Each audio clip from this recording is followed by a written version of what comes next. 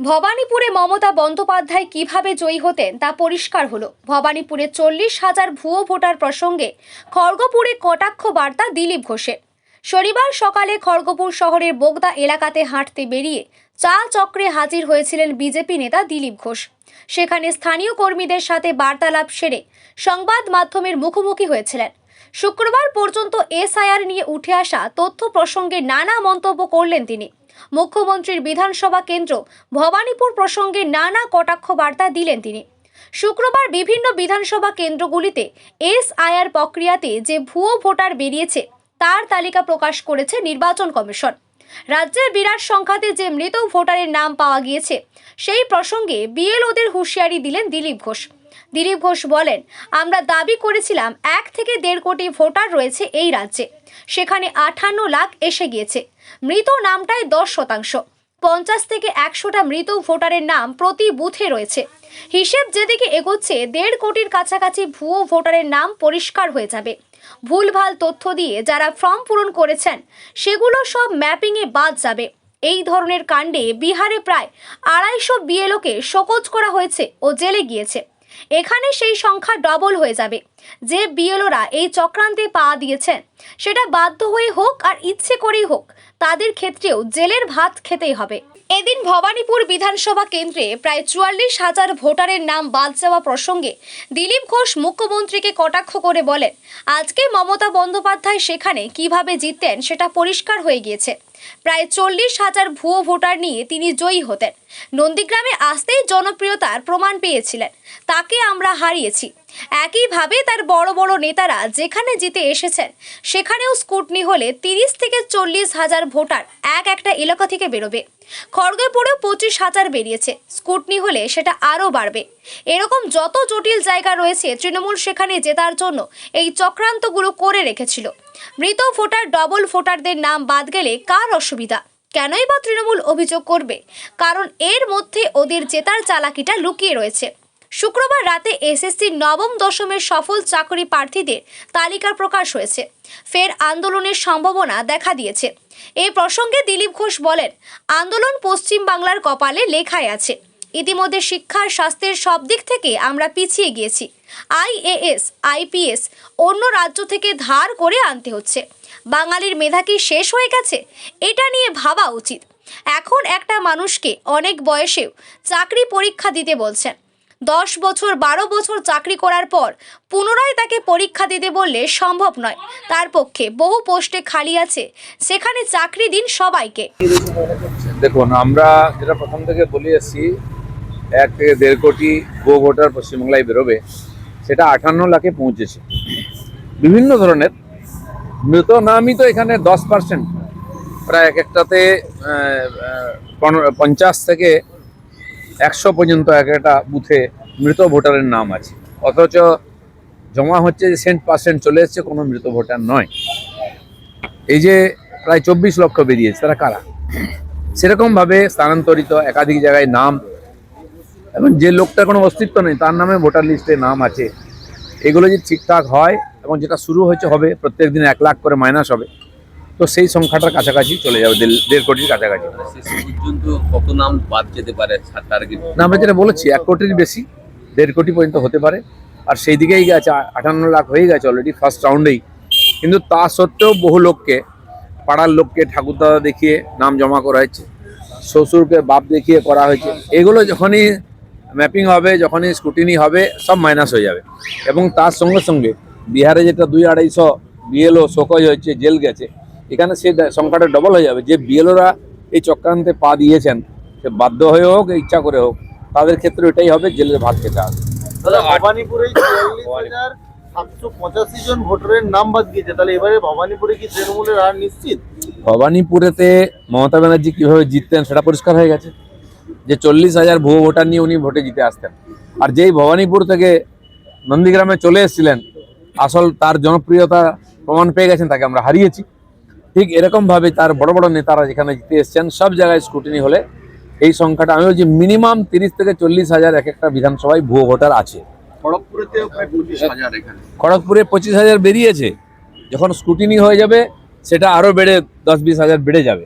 তো এরকম যত এরকম জটিল জায়গা আছে, টিএমসি সেগুলো জেতার জন্য এই ধরনের চক্রান্ত করেছে, আর সেটা বাদ যাচ্ছে। যদি মৃত ভোটারের নাম বাদ যায় বা একাধিক জায়গায় নাম আছে এরকম লোকের নাম বাদ যায়, কার অসুবিধা হবে? কে তার নিয়ে কমপ্লেন করতে পারে? কেন টিএমসি কমপ্লেন করছে? তার মানে এর মধ্যে ওদের জেতার যে চালাকি, যে চক্রান্তটা লুকিয়ে আছে। তারা এসআইআর হিয়ারিং এর জন্য আরো 2940 জন ইয়ারও দরকার। মানে প্রতিদিন কমিশন বলছে যে 50 জন করে ইয়ারও মানে শুনানি শুনবে। তাহলে কি এবার কোন মানে দুটো ফাইনাল লিস্টের দিকে এগাচ্ছে কমিশন? বিজেপি কি তাদের ফাইনালিস্ট তো হবে, কিন্তু আরো 2 মাস সময় আছে। ম্যাপিং, স্ক্রুটিনি ইত্যাদির জন্য সময় রেখেছে, কারণ এই যে জটিলতা আছে এটা দূর করতে গেলে আরো ব্যাপকভাবে এই ধরনের স্ক্রুটিনি এবং ম্যাপিং করতে হবে, কথা বলতে হবে, দরকার হলে বিএলওদের ডাকতে হবে, সেটাও শুরু হয়েছে। আর আমার মনে হয় নির্বাচন কমিশন পশ্চিমবাংলার ব্যাপারটা বুঝতে পেরেছেন, তাই এত সিরিয়াস নিয়েছেন। আমি পশ্চিমবাংলার মানুষকে ধন্যবাদ দেবো। মমতা ব্যানার্জি তার পার্টি বিরোধীরা যেভাবে চক্রান্ত করেছিল এসআইআরকে ঘেঁটে দেওয়ার জন্য, তারা সেই চক্রান্তে পা দেননি। সবচেয়ে স্মার্টলি পশ্চিমবাংলার মানুষ 15 দিনের মধ্যেই বেশিরভাগ লোক জমা দিয়ে দিয়েছেন ফর্ম। তাই দেখুন, অন্য রাজ্যে নির্বাচন কমিশন সময় বাড়িয়েছেন, কিন্তু বাংলায় বাড়াতে হয়নি, কারণ এখানকার মানুষ খুবই দায়িত্বশীল। নাগরিক অধিকার এবং দায়িত্ব সম্বন্ধে তারা দায়িত্ব পালন করেছেন, আর মমতা ব্যানার্জির মতো নেতাদের কথায় কান দেননি। শুক্রবার রাতে নবম দশমের ফল প্রকাশ হয়েছে। 2016 যোগ্যদের অনেকেরই নাম ওঠেনি তালিকায়। তার ফলে কি আবার সেই রাস্তায় নামবে আন্দোলন? রাস্তায় কি দেখা যাবে আন্দোলন? দেখুন, আন্দোলন তো পশ্চিমবাংলার কপালে লেখাই আছে, কিন্তু যারা আন্দোলন করছেন বা যাদের ভাগ্য নিয়ে ছিনিমিনি খেলছে সরকার, সেটাকে ভাবতে, এরা আমাদের ভবিষ্যৎ পশ্চিমবাংলার। এমনিতে আমরা পিছিয়ে গেছি শিক্ষায়, স্বাস্থ্যে, সব জায়গায়। আইএএস আইপিএস ধার করে আনতে হচ্ছে অন্য রাজ্য থেকে, কেন কি বাঙালির মেধা শেষ হয়ে গেছে?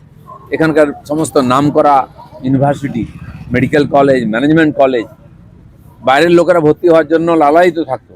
আমাদের ছেলেমেয়েরা পড়াশোনা করে সারা দেশে নয়, বিশ্বের বিভিন্ন দেশে সুনামের সঙ্গে কাজ করছে।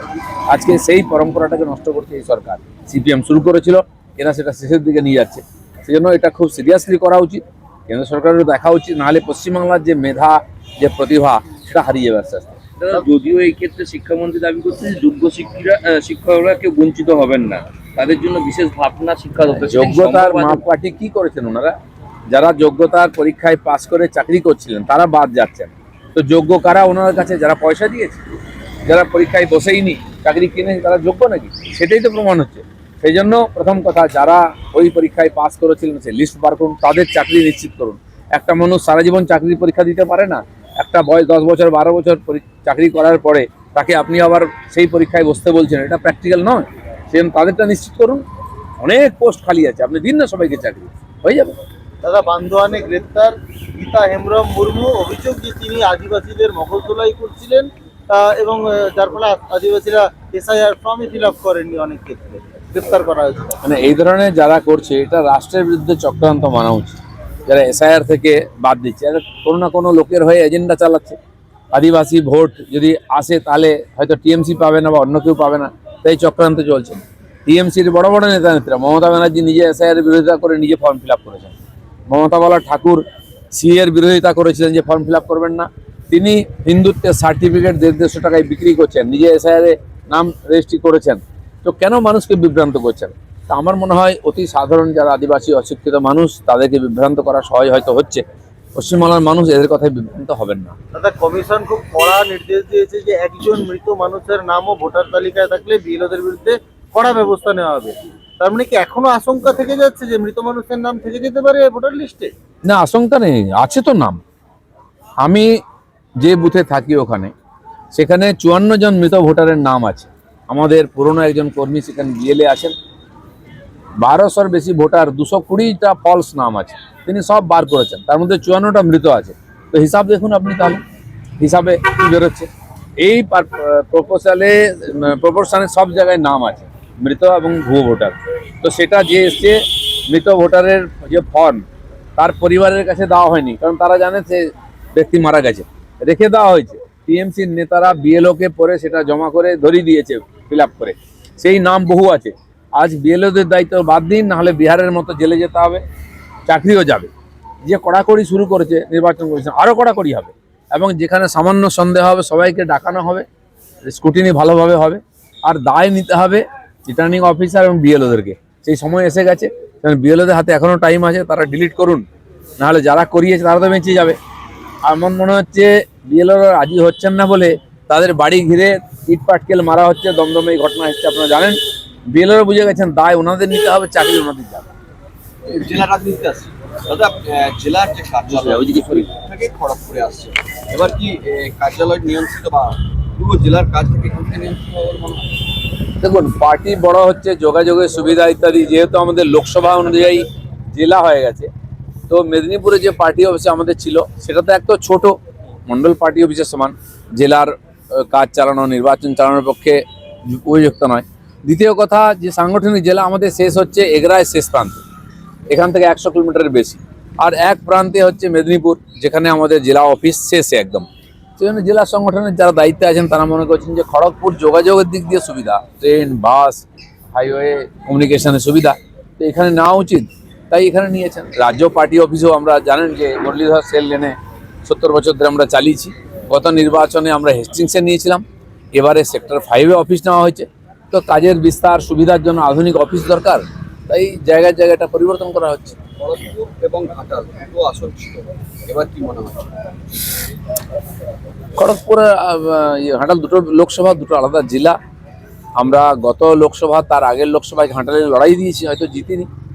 আর তার একটা বড় কারণ এই ধরনের ভুয়ো ভোটার বা কেশপুরের মতো জায়গা, যেখানে একচেটিয়া ভোট হয়, যেখানে ছাপ্পা ভোট হয়, সেগুলো এসআইআর যদি পরিষ্কার হয়ে যায় এবং ফ্রি ফেয়ার ভোটিং হয়, ঘাটালও আমরা জিতবো। মেদিনীপুর তো জিতেইছিলাম, অন্য ভোট সামান্য ভোটে হেরেছি লোকসভায়।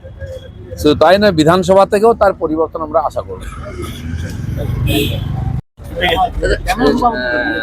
জেলার বিভিন্ন জায়গাতেই সিএ ক্যাম্প বিজেপির পক্ষ থেকে করা হচ্ছে। বিশেষ করে বর্ডার এলাকায়, যেখানে পূর্ববঙ্গ থেকে আগত হিন্দু শরণার্থীদের সংখ্যা বেশি, সেখানে আমরা মণ্ডলে মণ্ডলে সিএ ক্যাম্প করছি। আর এখানে মেদিনীপুরেও করেছি, আমরা ঝাড়গ্রামে করেছি, খড়গপুরে আমাদের রেল বাংলোতে যেখানে আমি থাকতাম এমপি অফিস, সেখানেও আমরা সিএর ক্যাম্প করেছি এবং চলছে নিয়মিত। বিশেষ করে এসআইআর সিএ একসঙ্গে হয়ে গেছে, অঙ্গাঙ্গি হয়ে গেছে। যারা 2002-এর পরে এখানে এসছেন তাদের ভোটার লিস্টে নাম নেই, আমরা তাদেরকে বলেছি আপনারা আগে সিএ ফর্ম ফিল আপ করে রাখুন, ডকুমেন্ট রাখুন, এবং এসআইআরও ফর্ম ফিল আপ করুন। পরে আপনারা যদি ডাকে সেই ডকুমেন্ট দেখাবেন যে সরকারি আইনে আপনি নাগরিক হয়ে গেছেন, সেই জন্য আপনার ভোটাধিকার পাওয়ার অধিকার আছে। তো সেই জন্য এটা সফলভাবে সব জায়গায় আমাদের পার্টির তরফ থেকে করা হচ্ছে। আর অন্য জায়গায় সরকারিভাবেও হচ্ছে, সেখানেও করতে পারেন, এবং এটা খুব সফলভাবে চলছে।